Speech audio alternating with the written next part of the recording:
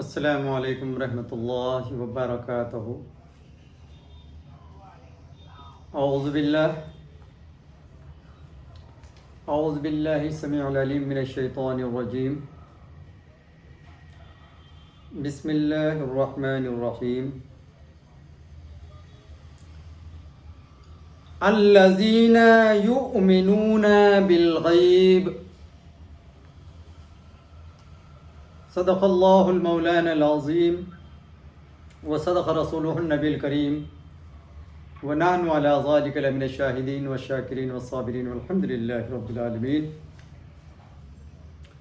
درود شریف پڑھیے۔ اللہم صلی علی سیدنا شفیعنا نبینا مولانا محمد وعلی آلہ واصحابہ بارک وسلم طب القلوب ودواعیها وعافیت رمضان وشفائها ونور الانصار وضیائها وصلی اللہ تعالی علی خیر خلقہ نور عرش محمد وعلی آلہ وصحبہ اجمعین۔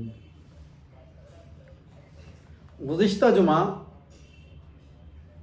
ہم نے پہلی آیت سورہ بقرہ کی جو تلاوت کی تھی، الف لام میم ذالک الکتاب لا ریب فیہ، اور آج بعد از خطبہ جو تلاوت کیا ہے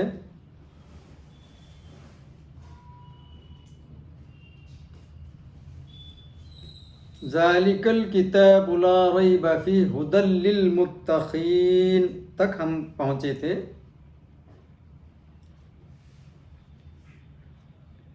الذین یؤمنون بالغیب، آج کی جو آیت تلاوت ہوئی ہے، الذین یؤمنون بالغیب، وہ جو بے دیکھے ایمان لائے، الذین وہ یؤمنون جنہوں نے ایمان لایا، بالغیب غیب پر، جو غائب ہو، نظروں سے دور ہو، نظروں سے غائب ہو، وہ غیب جس کو ہم نے دیکھا ہی نہیں، وہ غیب جو ہماری نظروں سے اونجل ہو، وہ غیب۔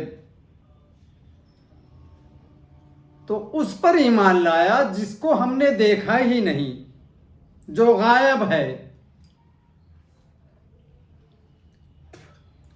تو وہ ایمان لاتے ہیں ساتھ چھپے ہوئے چیز پر، چھپے ہوئے پر، یا وہ جو بے دیکھے ایمان لائے۔ گزشتہ جمعہ ھدی للمتقین، ہدایت ہے متقیوں کے لیے،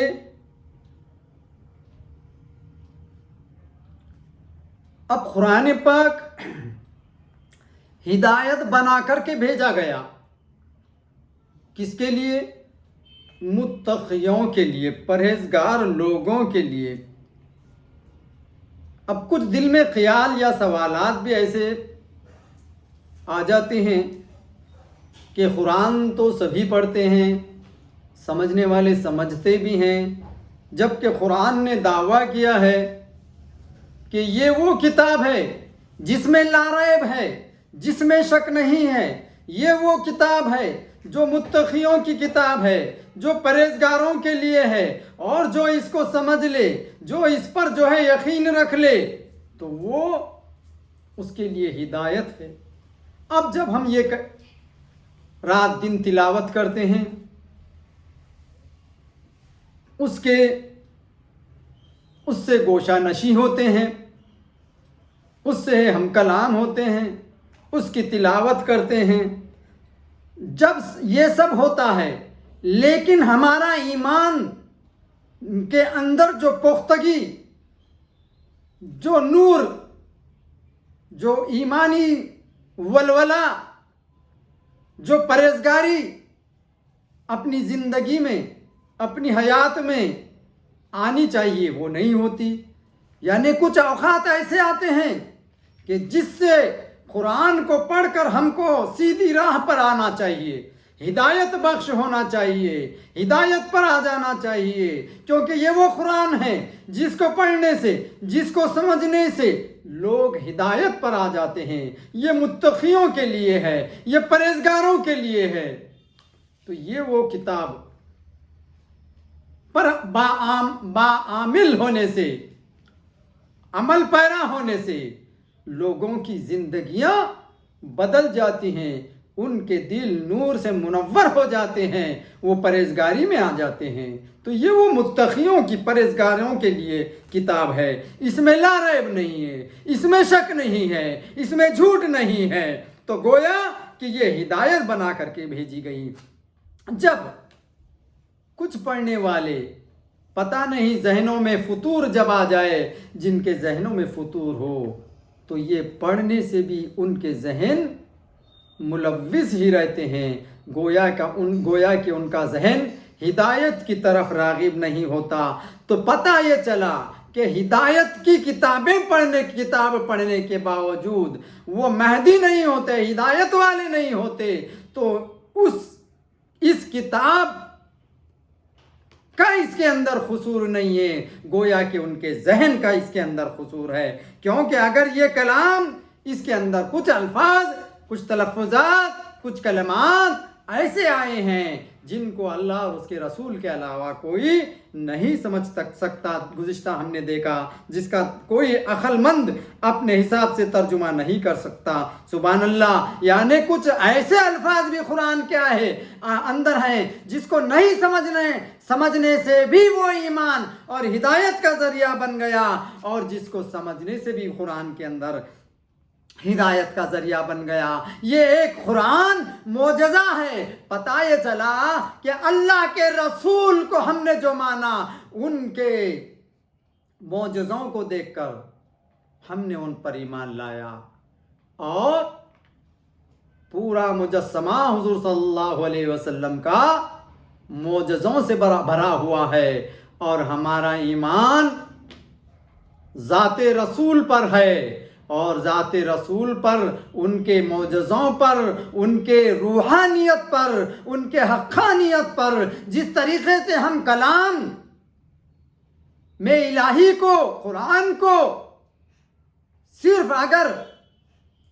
اس لحاظ سے مان لیں کہ قرآن عربی زبان میں ہے، قرآن عربی زبان کے جو تلفظات ہیں اس کو ہم قرآن مان لیں، قرآن کے اندر جو ترجمے کو سمجھ کر اس کو قرآن مان لیں، اس کو ہدایت سمجھ لیں، یعنی یہ ظاہری قرآن جو پریس کے اندر چھپ کر آتی ہے، جو عربی زبان ہے، جو عربی کلمات ہیں، اس کو اگر ظاہری طور پہ ہم قرآن سمجھ لیں اور مان لیں، تو گویا یہی جو قرآن کو ہمارا تمدن سمجھنے کا ہے، یہ ہمارے لیے ذریعہ ہدایت کبھی بھی نہیں بن سکتا، بلکہ قرآن کی جو روح ہے، وہ روح ہے حضور سرور کونین تاجدار مدینہ، گنبد خضرا میں آرام فرمانے والے آقا و مولا۔ ان کی اصلیت کو، ان کی روحانیت کو، ان کو سمجھنا، جن پر کلام اللہ اترا، جن کے وجہ سے قرآن اترا، اس وجہ کو سمجھنا، وہ ایمان ہے۔ تو یہاں پر الذین یؤمنون، وہ جو ایمان میں آئے، وہ جو بے دیکھے ایمان لائے، یعنی ظاہری تو چھوڑو، روحانی طور پر جس کا ایمان پختہ ہے، وہ لوگ وہ ایمان لائے، کیونکہ بظاہر نہیں، بباطن، قرآن کو بظاہر نہیں، بباطن سمجھنا وہ ذریعہ ہدایت ہے۔ اس لیے سبحان اللہ، کیا لطف ہے کہ قرآن پاک سمجھ میں آئے تو بھی رہبری کرے، اور سمجھ میں نہ آئے تو بھی راہ دکھائے۔ بہرحال یہ ہدایت ہے۔ نیز بد مذہبوں کے قرآنی آیت سے دلیل پکڑ لینے کی وجہ یہ ہے کہ وہ اس کی تہ تک نہیں پہنچتے، اور قرآن پاک کا نور ان کے دل کی آنکھوں کے خیر खैरा कर देता है। जैसे कि अगर कोई शख्स आफताब में यानी आफताब के अंदर नजर जमाए तो उसकी आफताब काला नजर मालूम होगा। अगर हम आफताब को, सूरज को एक साथ टक लगा कर बैठेंगे तो एक वक्त आएगा कि एक साथ सूरज को देखने से हमारा जो आंखों की रोशनी है मध्यम पड़ जाएगी और वो आफताब हमको काला नजर आएगा। क्या आफताब काला है? ये हमारे नज़र की फेर है कि हमारी नज़र में वो ताब नहीं है, कि हम वो ताब नहीं ला पा रहे हैं कि सूरज की उतनी झगमगाहट और उसकी तमाज़त को हम बर्दाश्त कर सकें। यानी क़ुव्वत बर्दाश्त हम में नहीं है, हम समझ नहीं पा रहे हैं। इसी तरीके से अगर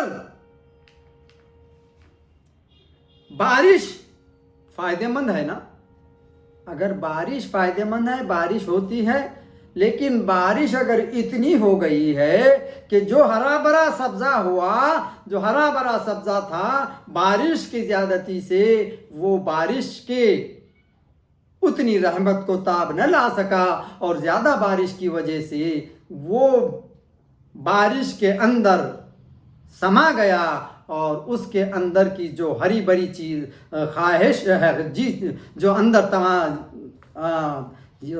हरा भरा चीज़ है, वो हरी भरी सब्जी पूरी ख़त्म हो गई, हरा भरा पर निकल गया, सब्ज़रेज निकल गया और वो सड़ गल गई।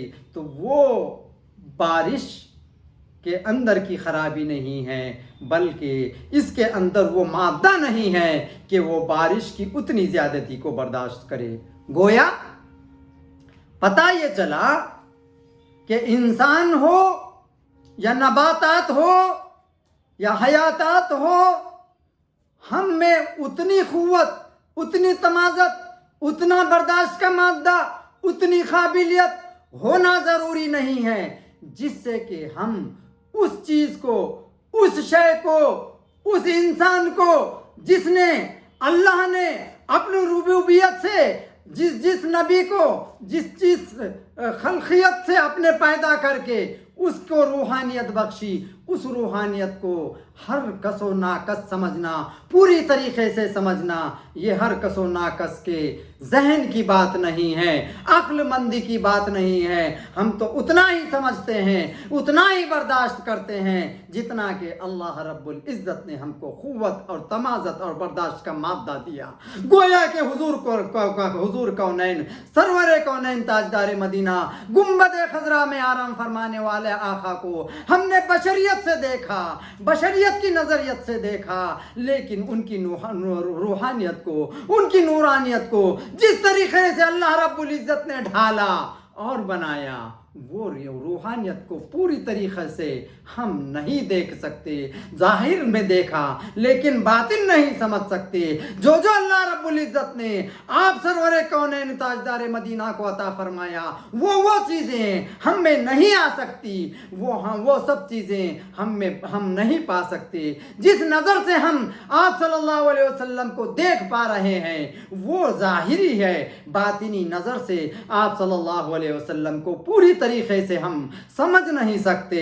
गोया कि कुरान भी यही चीज़ है, जिस पर उतारा गया कुरान, वो समझने वाली ज़ात, वो ज़ात कुछ और है। जिस पर कुरान उतारा गया, वो जिसमें समा गया, कुरान जिस तरीके से पूरा समा गया, वो हुजूर सरवर कौनैन ताजदार मदीना गुंबद खज़रा में आराम फरमाने वाले की ही ज़ात है, जिसके अंदर पूरी तरीके से बमाना, बमकसद, बमतलब ये सब पूरी तरीके से समाए जाने वाला दिल व दिमाग व हस्ती, ज़ाहिर व बातिन, कायनात के अंदर सिर्फ हुजूर सरवर कौनैन ताजदार मदीना गुंबद खज़रा में आराम फरमाने वाले आका हज़रत मोहम्मद रसूलुल्लाह सल्लल्लाहु अलैहि वसल्लम ही की ज़ात है, जिनके अंदर कुरान समा गया और वो ज़ाहिर और बातिन से है, पूरी तरीके से है, बामाना है। जिसको अल्लाह ने समझा कर भेजा, वो समझने वाली अगर ज़ात है تو وہ حضور سرور کونین ہے۔ بعض اوقات میں اقرا بھی اسمی فرما کر فرمانے والی ذات حضرت جبرائیل کہتے ہیں کہ اے حضور یا نبی صلی اللہ علیہ وسلم اقرا پڑھیے۔ آپ نے کہا کہ انا امیون، میں نہیں پڑھ پاتا، تو پھر آپ نے آپ کو اپنے گلے لگا کر قریب میں کر کے جنبش دیا دے کر دل سے دل لگایا، پھر فرمایا کہ اقرا باسم ربک الذی، پڑھیے اللہ کے نام سے، اپنے رب کے نام سے۔ پھر آپ صلی اللہ علیہ وسلم نے پڑھنا شروع کیا۔ جہاں وہ جبرائیل جو کہ آپ صلی اللہ علیہ وسلم کے دل کو قریب کر کے پڑھا رہے ہیں اقرا باسم ربک الذی، دوسری جگہ یہ بھی تو ہے جہاں پر یاسین حامیم الف لام میم، جہاں پر جبرائیل سناتے گئے اور آپ صلی اللہ علیہ وسلم نے فرمایا انا اسمع انا اعلم انی اعلم، میں سمجھ گیا، اے جبرائیل آگے بڑھو۔ جو جبرائیل نہیں سمجھے، جس کو اللہ نے صرف حرف دے کر بھیجا، حرف میں مخاطب دے کر بھیجا، جبرائیل وہی کلام کو پڑھا رہے ہیں، سنا رہے ہیں، اور حضور صلی اللہ علیہ وسلم فرما رہے ہیں کہ میں سمجھ رہا ہوں، آپ آگے بڑھیے۔ ایک وہ موقع بھی ہے اقرا باسم کا، ایک یہ موقع بھی ہے۔ پتہ یہ چلا کلام اللہ وہ ہے جو اللہ جانتا ہے، نبی سمجھتے ہیں، ان کے علاوہ کوئی نہیں سمجھ سکتا۔ اسی لیے اللہ تبارک و تعالی نے قرآن مجید فرقان حمید میں ارشاد فرمایا لو انزلنا هذا القرآن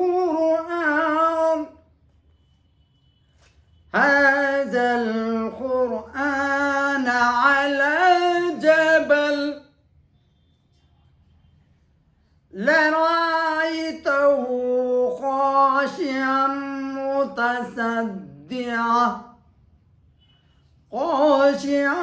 متصدعا من خشیت اللہ۔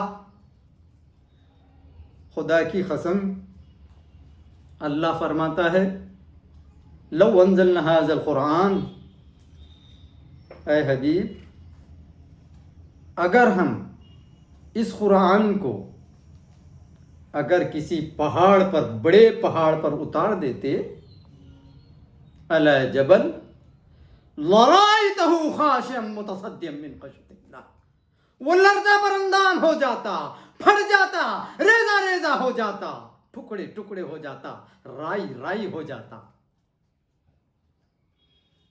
کس سے؟ خشیت سے، کس کے؟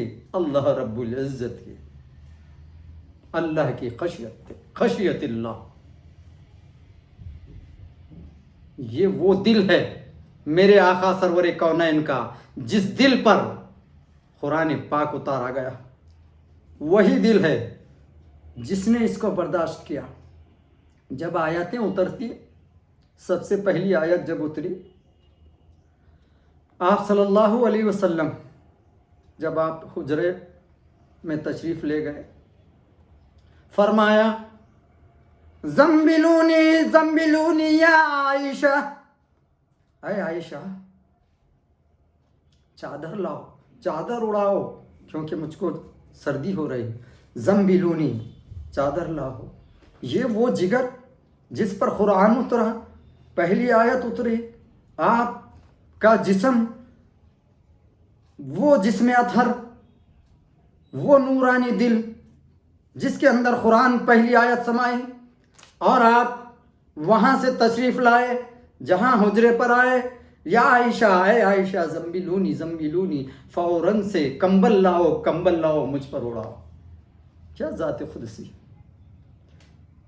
اپنی امت کے خاطر اللہ کے کلام کو برداشت کر کے، اپنی جان پر آن کو لے کر کے، امت کے خاطر سب برداشت کر کے، کیونکہ یہ میری امت کے لیے ذریعہ ہدایت آیا ہے، ذریعہ نجات آیا ہے قرآن، جو میرے دل پر اترا ہے، اس کو مجھ کو میں نے سنبھالنا ہے، میں نے سنبھال کر میری امت کو دینا ہے۔ یہ عطیہ میری امت کا ہے اور یہ عطیے کو میری امت کو سنبھالنا ہے۔ اس جگر نے سنبھال کر کے اپنی امت کے لیے ذریعے نجات، ذریعے ہدایت اور ذریعے علم و عمل، ذریعے ہنر، ذریعے سائنس، دین و دنیا، سب کچھ اس قرآن کے ذریعے ہدایت بنا کر کے اپنے امتیوں کے لیے پیش کیا۔ وہ ذات، اب آگے سنیے،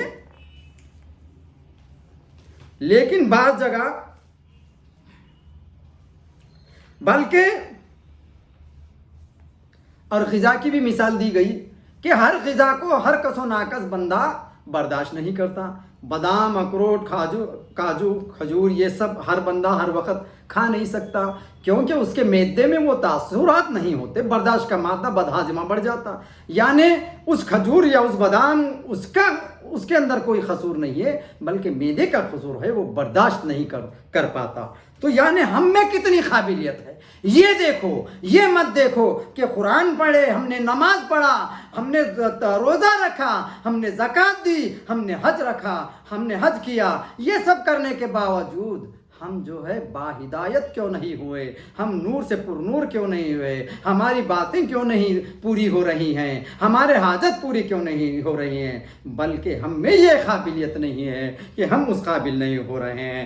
اپنے آپ کو قابل بناؤ، اللہ سے استعانت چاہو، رسول اللہ کی اطاعت میں چلے جاؤ، اولیاء اکرام کی قربت میں آ جاؤ، صحابہ اکرام کے تابعین کی اتباع میں آ جاؤ، تب جا کر کے تمہارے قلب کے اندر کہاں نہ کہاں جو ہے یہ نورانیت، یہ قابلیت، یہ روحانیت، یہ شریعت، یہ طریقت، یہ ہدایت تب جا کر کے تمہارے اندر آ سکتی ہے، ورنہ یہ نمازیں، یہ ظاہر، یہ تمہارا کوئی کام دینے والا نہیں، ظاہری تلاوت کوئی کام نہیں، ظاہری ایمان کوئی کام نہیں، مسلمان بننا کمال نہیں، مومن بننا کمال ہے، مسلمان بننا کمال نہیں، مومن بننا کمال ہے۔ اس لیے مومن کس کو کہتے ہیں؟ آگے کی آیت پہلے ہدایت سے اس آیت کا کیا تعلق ہے؟ متقیوں کے بعد للذین یؤمنون، الذین یؤمنون بالغیب، وہ لوگ جو غائب پر ایمان لائے۔ اب غائب سے مراد پہلے مومنین پھر غائب۔ پہلے فرمایا گیا تھا کہ قرآن پاک پرہیزگاروں کے لیے ہدایت ہے، اب بتایا جا رہا ہے کہ متقی کون لوگ ہیں، تو گویا یہ آیت اس اجمال کی تفصیل ہے۔ اگر تقویٰ کے معنی یہ کیے جائیں کہ ناجائز باتوں سے بچنا، تو مطلب یہ ہوا کہ متقی وہ ہے جو ناجائز باتوں سے بچے اور اچھی باتیں اختیار کرے۔ تو ان اچھی باتوں کا ذکر اس آیت میں ہوا، چونکہ بیماری کا دفع کرنا مخویت پر مقدم ہوتا ہے، اس لیے تقویٰ کا ذکر ان چیزوں سے پہلے کیا گیا۔ بہرحال یہ آیت پہلی آیت پر مرتب ہے۔ یہ اس کی تفسیر، چونکہ ایمان تمام نیکیوں کی اصل اور جڑ ہے کہ اگر ایمان قائم ہے تو نیک اعمال فائدے کے ہوں گے، ورنہ نہیں۔ اس لیے ایمان کو پہلے بیان کیا گیا اور اس کے بعد نماز وغیرہ کو۔ دل ایک تختی ہے اور نیک اعمال اس کے اچھے نقش، اور تختی پر نقش وہ نگار جبھی کیے جاتے ہیں جب پہلے اسے دھو کر صاف کر دیا جائے۔ تو ایمان رحمت کا وہ پانی ہے جس سے قلب صاف ہوتا ہے۔ جب ایمان سے دل صاف ہو گیا تو اب نیک اعمال کے ذریعے اس پر عمدہ نقش و نگار کیے جا سکتے ہیں۔ یؤمنون بالغیب سے مشتق ہے۔ ایمان کے لغوی معنی ہے امن دینا، چونکہ مومن اچھے عقیدے کے اختیار کر کے اپنے کو ہمیشہ کے عذاب سے امن دیتا ہے۔ یؤمنون امن سے ہے۔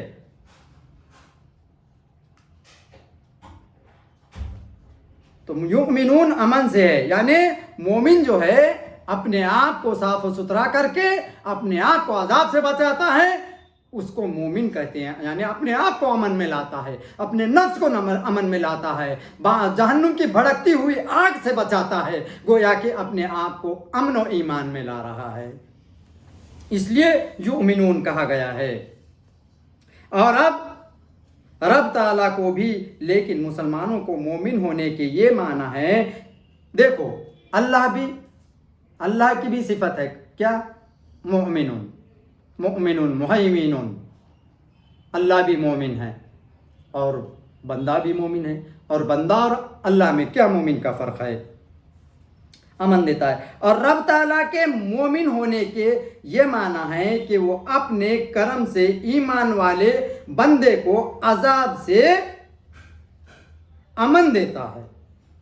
ایمان کے دوسرے معنی مضبوط کرنے اور بھروسہ کرنے کے بھی ہیں، چونکہ مومن کو اپنے عقیدوں پر مضبوطی اور پورا بھروسہ حاصل ہوتا ہے، اس لیے اسے مومن کہا جاتا ہے، اور کافروں کو ہمیشہ تردد ہی رہتا ہے، اس لیے مومن کہلانے کے مستحق نہیں ہو سکتے کافر، ان کو تردد ہوتا ہے، رد عمل ہوتا ہے، اس لیے جو ہے سو وہ کبھی مومن نہیں ہو سکتے۔ شریعت میں ایمان کے معنی یہ ہے کہ جن باتوں کے متعلق یقین سے معلوم ہو جائے کہ دین نے محمدی میں سے یہ ہیں، ان سے سب کو دل سے یقین ماننا اور زبان سے اقرار کرنا، لیکن دلی تصدیق اصل ایمان ہے، اور اقرار و احکام سے اسلامی جاری کرنے کے شرائط اعمال دین میں داخل نہیں ہے۔ اگر کوئی شخص عقیدہ درست رکھتا ہو لیکن اعمال نہ کرتا ہو یا برے اعمال کرتا ہو تو مومن ہے۔ یہاں پر یہ بتانا چاہ رہے ہیں کہ اگر کسی کا عقیدہ درست نہ ہو تو وہ مومن نہیں ہے، لیکن عقیدہ درست ہو لیکن وہ گناہوں میں ملوث ہو، لیکن اعمال اچھے نہ کرے، برے اعمال کرتا ہو، وہ مومن ہو سکتا۔ اس لیے اس آیت کریمہ میں ایمان کے بعد نماز وغیرہ کا ذکر ہوا۔ اگر اعمال ایمان کا جز ہوتے تو ایمان کے بعد اعمال کے بیان کرنے کی ضرورت نہ ہوتی، لہذا شرابی، جواری، زانی، دیگر بدکار لوگ اگر عقیدہ درست رکھے، غائب کو مانے، اس کا باطن صحیح ہو، ظاہر اعمال اس کے درست نہ رکھتے ہوں تو وہ یقیناً مومن ہے۔ اور اگر نمازی پرہیزگار، اب یہاں پر غور طلب بات ہے، اور اگر نمازی پرہیزگار شخص کے عقیدے بگڑے ہوئے ہوں تو وہ کافر ہے۔ قرآن کریم میں ارشاد فرمایا وَإِن طَائِفَتَانِ مِنَ الْمُؤْمِنِينَ اقْتَتَلُوا، یعنی اگر مسلمانوں کے دو گروہ آپس میں جنگ کر بیٹھیں، دیکھو آپس میں لڑنا حرام ہے، لیکن ان لڑنے والوں کے مومنین کہا گیا۔ اگر کوئی شخص عمر بھر نیک اعمال کرے لیکن آخر میں مرتے وقت اس کے عقیدے بگڑ جائیں تو وہ بے ایمان مرے گا۔ زندگی بھر نمازیں، روزہ، زکوٰۃ، حج، قرآن کی تلاوت کرے، لیکن مرتے وقت اگر اس کا عقیدہ بگڑ جائے اور مرتے وقت اگر وہ سلامت ایمان نہ ہو تو وہ بے ایمان مرے گا۔ یعنی عقیدہ مثل جڑ کے ہے اور اعمال اس کے پھل پھول جبھی لگ سکتے ہیں جب جڑ قائم ہو، اسی طرح خالی پتے پانی کی طرح نہ ہے۔ مثلا اگر عقیدہ صحیح نہ ہو، نمازیں وغیرہ سب ہو تو وہ کوئی فائدہ مند نہیں ہے۔ ایسا درخت ہو جس کی جڑیں اندر پختہ نہ ہو تو وہ درخت قائم رہے گا، اس کی گارنٹی نہیں۔ یا ایسا درخت ہو جو تو ہرا بھرا ہو لیکن پھل پھول نہ دے، وہ بھی کام کا نہیں۔ اسی لیے فرمایا گیا علم بلا عمل کشجر بلا ثمر۔ علم بلا عمل، علم ہوتے ہوئے عمل نہ کرنا گویا کہ ایسا ہے علم بلا عمل کشجر بلا ثمر، ایسا درخت جو کہ درخت تو دکھ رہا ہے ہرا بھرا، پتیاں تو دکھ رہی ہیں، بلا ثمرین، لیکن اس کو پھل نہ آئے۔ تو گویا تم دکھنے میں تو مسلمان ہو لیکن عملاً نہ ہو تو مومن کبھی نہیں ہو سکتے۔ مسلمان بن سکتے ہو لیکن مومن بننا آسان نہیں ہے۔ مومن بن گئے تو تمہارا درخت تو ہرا بھرا ہوا اور اس کو ثمر بھی آنا چالو ہو جائیں گے اور اس کا پھل بھی تم کو ملے گا۔ تو گویا علم بلا عمل کشجر بلا ثمر، اس بات پر غور کر کے اپنی زندگیوں کے اقدام کو بڑھایا کرو۔ اسلام کے معنی ہے سجدے میں رکھنا یعنی اطاعت کرنا۔ اسلام کے کیا معنی ہے؟ سجدہ ریز ہو جانا، بو ہو جانا، قبول کر لینا، مان لینا، اطاعت کرنا، اس کا نام اسلام ہے۔ کسی چیز کو قبول کر لینا، اطاعت کر لینا، مان لینا، سجدہ کرنا، اس کا نام اسلام ہے۔ اسلام سلامتی والا، سلامتی کے اندر آنا، پائیدار ہو جانا، پختہ ہو جانا۔ دیکھو اسلام کے معنی کیا بتائے گئے؟ سجدہ کرنا، اطاعت کرنا، فرما برداری کرنا۔ اطاعت سب سے پہلے کس نے نہیں کی؟ فرما برداری شیطان نے۔ سجدہ کس نے نہیں کیا؟ شیطان نے۔ تو گویا کہ اطاعت اور فرما برداری نہ ہو تو وہ اسلام کے اندر نہیں ہے، وہ خارج اسلام ہے۔ اس لیے اسلام کے اندر آنے کے لیے آپ کو اطاعت اور فرما بردار بننا پڑے گا، فرما بردار بننا پڑے گا جب دائرے اسلام میں آپ آئیں گے۔ اس لیے اسلام کے اندر آنے سے پہلے آمنت باللہ کما ہوا باسماء و صفاتی وقبلت جميع احکامی و ارکانی اقرار باللسان و تصدیق بالقلب۔ اس کے بغیر نہ مومن نہ مسلمان۔ آمنت باللہ، ایمان لایا میں اللہ پر، کما ہوا باسماء، اس کے تمام صفات پر، اس کے تمام ناموں پر، اور قبول کیا میں اس کے تمام احکام کو، جمیع احکام، اقرار اور اقرار کرتا ہوں، قبول کرتا ہوں، باللسان زبان سے، تصدیق کرتا ہوں دل سے۔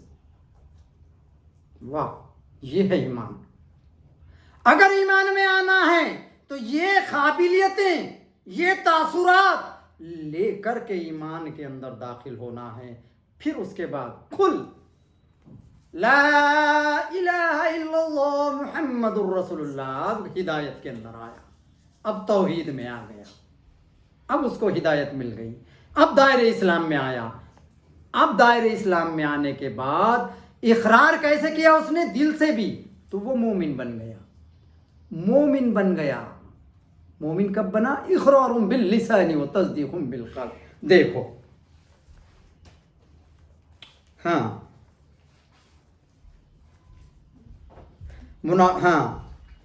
اسلام کے معنی یہ ہے کہ سجدے میں رکھنا یعنی اطاعت کرنا، اسلام میں ظاہر کرنا معتبر ہے، اور ایمان چھپی ہوئی چیز ہے۔ اگر کسی کے عقائد درست نہ ہو لیکن وہ اپنے آپ کو مومن ظاہر کرتا ہو جیسے منافقین، تو وہ مسلمان تو ہوگا، مومن نہیں ہو سکتا۔ ایسے ہی اگر کوئی شخص ایمان لے آیا مگر اس کو اپنے ایمان ظاہر کرنے کا موقع نہ ملا، مسلمان تو ہو گیا لیکن ایمان ظاہر کرنے کا موقع نہ ملا، تو وہ مومن ہوگا، مسلمان نہ ہوگا۔ جس شخص کے عقائد بھی درست اور اقرار بھی کرتا ہو لیکن اعمال خراب ہو، وہ فاسق ہے۔ جس کے اعمال بھی درست، وہ متقی۔ خیال رہے کہ جاننا، پہچاننا اور ماننا کچھ اور بات ہے۔ حضور کو جاننا، پہچاننا، ان کا نام ایمان نہیں۔ حضور صلی اللہ علیہ وسلم کو نام سے، حضور صلی اللہ علیہ وسلم کون ہے؟ آپ کا نام محمد ہے، آپ جو ہے عربی ہیں، آپ ہاشمی ہیں، آپ کو نام سے جاننا، یہ سب چیز جاننا اور ماننا، کیونکہ مانتے نہ تھے۔ ماننا بھی 3 قسم کا ہوتا ہے: محض ڈر سے ماننا، محض لالچ سے ماننا، دلی محبت سے ماننا۔ پہلے 2 ایمان نہیں کہ منافق بھی ڈر لالچ سے مانتے تھے، محبت سے ماننا ایمان ہے، وہی یہاں مراد ہے۔ غیب کے معنی غائب یعنی چھپی ہوئی چیزیں۔ اسلام میں غیب وہ چیز کہلاتی ہے جو کہ ظاہری و باطنی حواس اور عقل سے چھپی ہوئی ہو، یعنی نہ تو آنکھوں نے، نہ ناک سے، نہ کان سے وغیرہ سے معلوم ہو سکے، اور نہ غور و فکر سے عقل میں آ سکے۔ غیب 2 طرح کا ہے: ایک وہ جس پر کوئی دلیل بھی قائم نہ ہو سکے، کسی کی موت کا وقت، قیامت کے آنے کی تاریخ وغیرہ وغیرہ۔ یہ چیزیں دلائل سے بھی نہیں معلوم ہو سکتی۔ اس کا نام ہے مفاتیح الغیب۔ اس کے متعلق قرآن کریم میں فرمایا گیا ہے عندہ مفاتیح الغیب، یعنی غیب کی کنجیاں اللہ ہی کے پاس ہے، اسے کوئی بھی اپنے آپ معلوم نہیں کر سکتا۔ جس کو رب بتائے، جیسے انبیاء اکرام اور خالص اولیاء اللہ اس تک پہنچ سکتے ہیں۔ دوسرے وہ غیب جس پر دلیل قائم ہو، یعنی دلائل سے اس کا پتہ لگ جائے، جیسے کہ حق تعالیٰ کی ذات اور اس کی صفات، انبیاء اکرام کی نبوت اور ان کے متعلق احکام وغیرہ، یہ غیب ہیں کہ غور و فکر سے معلوم ہو جاتے ہیں۔ رب کو ہم نے نہ دیکھا، لیکن دنیا کا ذرہ ذرہ اس کے ہونے کا پتہ دے رہا ہے۔ یہاں غیب سے یہی مراد ہے۔ اب اس آیت کے معنی یہ ہوئے کہ متقی وہی جو ان کے غیب پر ایمان رکھے ہو، جو دلائل سے معلوم ہو سکتے ہیں، اللہ کی ذات، اس کی صفات، انبیاء اکرام کی نبوت، قیامت کا حساب، سزا و جزا، جنت و دوزخ، یہ سب اس کے غیب میں داخل ہیں۔ جو شخص ان میں سے کسی چیز کا انکار کرے وہ کافر ہے۔ تفسیر روح البیان میں فرمایا گیا کہ غیب 2 قسم کے ہیں: ایک تو وہ جو تجھ سے غائب، جیسے کہ عالم ارواح کے پہلے تو وہ وہاں موجود تھا، اور اب جو تو یہاں آ گیا تو وہ تجھ سے غائب ہے۔ یعنی عالم ارواح میں آپ تھے تو وہ چیز آپ اس وقت حاضر تھے، لیکن جب عالم ارواح سے عالم اجسام میں آ گئے تو اب عالم ارواح سے غائب ہو گئے۔ دوسرے جس سے تو غائب، یعنی وہ تیرے پاس اور تو اس سے دور ہو جائے۔ حق تعالیٰ کے وہ ہمارے حق تعالیٰ وہ کہ جو ہم سے شہرک سے بھی قریب ہے، لیکن ہم سے وہ دور ہے۔ جیسا کہ آمنت باللہ کما ہوا باسماء، اور دوسرے یہاں پر بتایا گیا کہ اس کے قیامت کو ماننا۔ آمنت باللہ و ملائکتی و کتبی و رسلی والیوم الاخر والقدر خیری و شرری من اللہ تعالی والبعث بعد الموت۔ یہ چیزوں پر بھی ایمان جب تک نہ ہوگا، جب تک تم ان چیزوں کو نہیں مانو گے، دائرے اسلام میں کبھی بھی نہیں آ سکتے۔